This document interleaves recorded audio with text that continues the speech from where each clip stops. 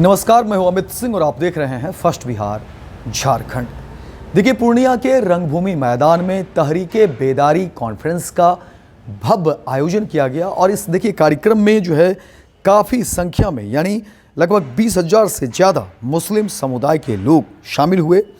वहीं इस मौके पर राज्यसभा के पूर्व सांसद गुलाम रसूल बलियावी बतौर मुख्य वक्ता पहुंचे थे। वहीं इसके अलावा मंच पर देश भर से आए करीब 50 वक्ता मंचासीन रहे।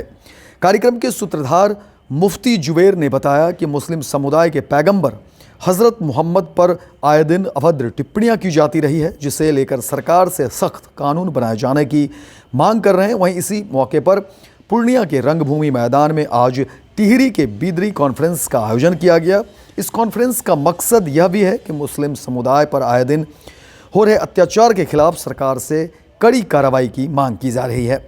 वहीं आज मुस्लिम समुदाय है और करीब 20 से 25,000 लोग शामिल हुए इस कार्यक्रम में। वहीं आपको बता दें कि मौके पर गुलाम रसूल बलियावी ने बताया कि इस इदारे की शुरुआत 14 दिसंबर 2022 को हुई थी, जिसका मुख्य उद्देश्य था कि मुस्लिमों के पैगंबर हज़रत मोहम्मद और किसी भी मज़हब के महानुभाव या जिससे लोगों की आस्था जुड़ी हो, उनके खिलाफ जो भी अभद्र टिप्पणी करता है उसे सरकार सख्त से सख्त सजा दे, उन पर देशद्रोह का मुकदमा दर्ज हो। आए दिन मॉब लिंचिंग होता है, राह चलते मुस्लिम युवकों को आतंकवादी कहकर गिरफ्तार कर लिया जाता है, लंबे समय तक जेल में रखा जाता है, जांच एजेंसियों के पास कोई भी सबूत नहीं होता है, कोर्ट दशकों के बाद रिहाई मिलती है। वक्फ बोर्ड का मसला सरकार लेकर आ रही है। सरकार को बता देना चाहते हैं ये ज़मीनें हमारे बाप दादाओं की है, किसी मुगल की देन नहीं, ना ही सरकार इसका मालिक है। लोकतंत्र में जो हक अधिकार मिलता है उसके खिलाफ सरकार कुछ कदम उठाएगी तो हम लड़ने को तैयार हैं। ये कॉन्फ्रेंस उसी का टेलर है। और देखिए, हज़ार हज़ार की संख्या में इस कार्यक्रम में, इस कॉन्फ्रेंस में तमाम मुस्लिम के जो नेता हैं, जो संगठन के लोग हैं, वो उनकी मौजूदगी रही और वो इसमें जो है अपनी बात कहते रहे और कहते रहे कि देखिए किस तरह से जो है आए दिन मुसलमानों को लेकर के बातें की जाती है, मॉब लिंचिंग की घटनाएं सामने आती हैं, राह चलते कोई मुस्लिम युवकों को लेकर के कभी इस तरह की बातें होती हैं, ट्रोलिंग की जाती हैं। तो ये सब तमाम जो चीज़ें हैं, एक तरह से कह सकते हैं कि मुस्लिमों पर हो रहे अत्याचार को लेकर के तमाम जो है संगठन के लोग एकत्रित हुए, अपनी बात कर रहे थे और सरकार से ये मांग कर रहे हैं कि इस पर जो है एक ठोस कार्रवाई की बात कर रहे हैं और आने वाले समय में इसको और कैसे आगे बढ़ाना है, संगठन को कैसे मजबूत करना है, संगठन कैसे आगे बढ़े और इसमें किसी को भी कोई तकलीफ़ ना हो, इस तरह की बातें जो है इस संगठन में चर्चा में जो है तमाम नेताओं ने और वक्ताओं ने अपनी बात रखी।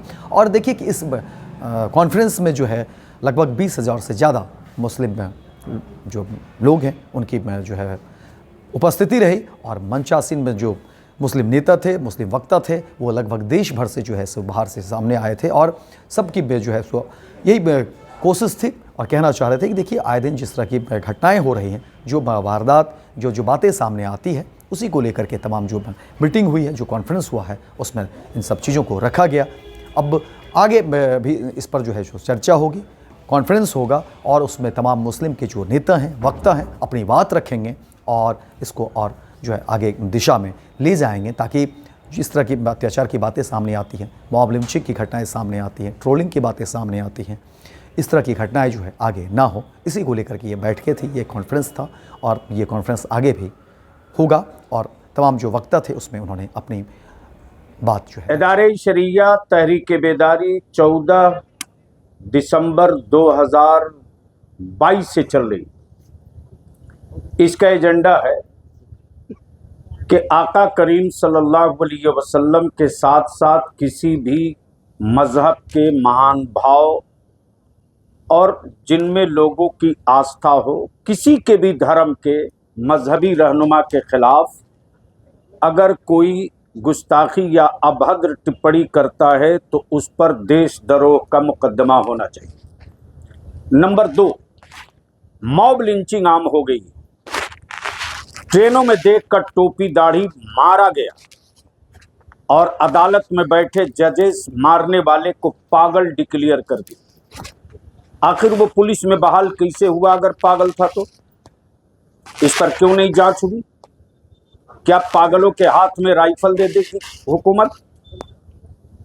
तो मॉब लिंचिंग आम हो गई है। कहीं किसी चौराहे से हमारे बच्चों को आतंकवादी दहशतगर्द करके कोई उठा ले, 30 साल 25 साल 20 साल तक हमारे बच्चे जेल में पड़े रहते।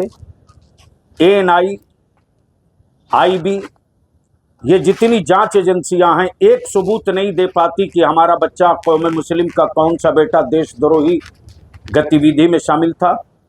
बाइज्जत बरी होते हमारे बच्चे अदालतों से, लेकिन एक नेशनल मीडिया वाला नहीं दिखाता कि बेकसूर मुसलमान के बच्चे को देशद्रोह के मुकदमे में ले गया गया।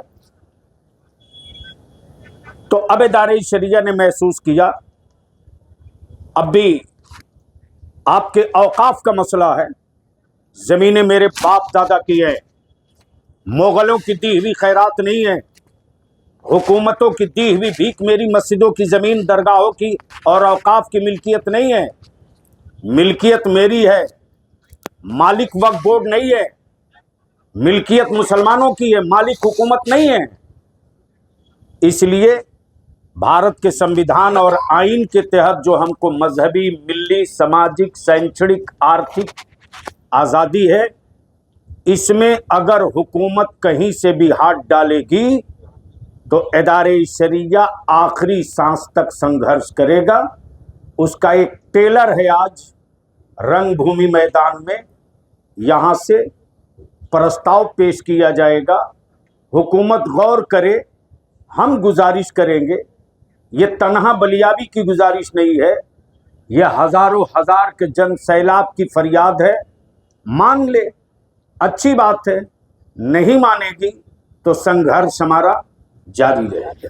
गोल, जहां 27 वर्षों के सफर में 17,000 से भी अधिक छात्रों ने डॉक्टर एवं इंजीनियर बनकर भरे सफलता की ऊंची उड़ान, जहां साधारण छात्र भी झारखंड टॉपर्स बनकर बना रहे इतिहास। दूरदर्शी शिक्षाविद श्री विपिन सिंह के मार्गदर्शन में मेडिकल एवं इंजीनियरिंग के लाखों छात्रों के लिए आशा की किरण के रूप में गोल, नेशंस लीडिंग इंस्टीट्यूट।